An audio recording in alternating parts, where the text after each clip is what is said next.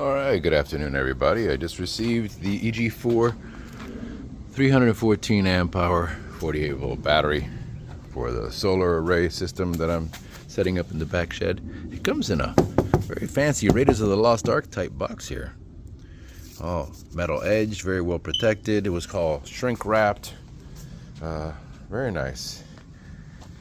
Let's start opening this up. Now this does weigh 292 pounds, and then I'll use this little hand truck to move it all the way down and around to where the shed is back there. That's going to take some help between me and the missus. Let me show you what it looks like. The lid came off perfect. Had to make sure these things were really straight. Alright, let's see what this has. Ooh, fancy.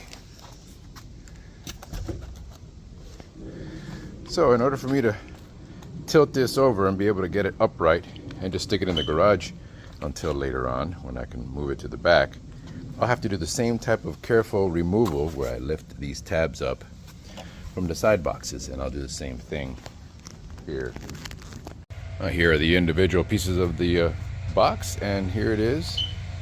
It comes with these straps already from factory for you to be able to have a buddy help you lift. Just want to make sure everything is intact.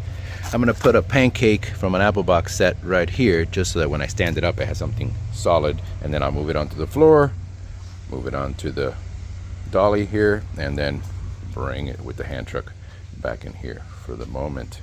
Here's the variable speed pool pump that I purchased, which will definitely help run that off of solar, and some of the bond boxes that I'm putting together.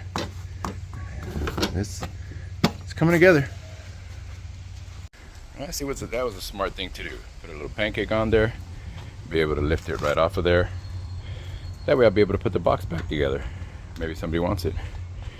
And now to get it over here. One-manding it, little by little. Take your time.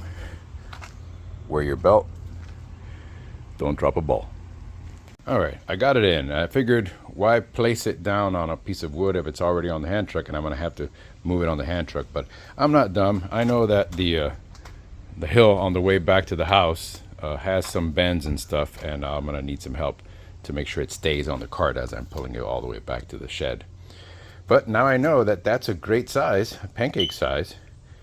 Let's see, that should be 20 by 12. So I'll cut a few pieces of 20 by 12, just two of them to make it too thick, and then I can place it underneath there. I'll paint it and get it nice and weather resistant. And then this is the stuff that it comes with. It comes with your wireless antenna. It comes with one wire to connect it to the, actually two of these. You can use it either or, I guess. This is to connect it to the inverter, another one to connect to parallel another battery. Here's the positive side for the inverter. Another positive cable to connect it to the other battery. This is the communication cable. It brings a lot of these anchors and stuff like that. I guess this would be to attach the mount on the back to the wall mount.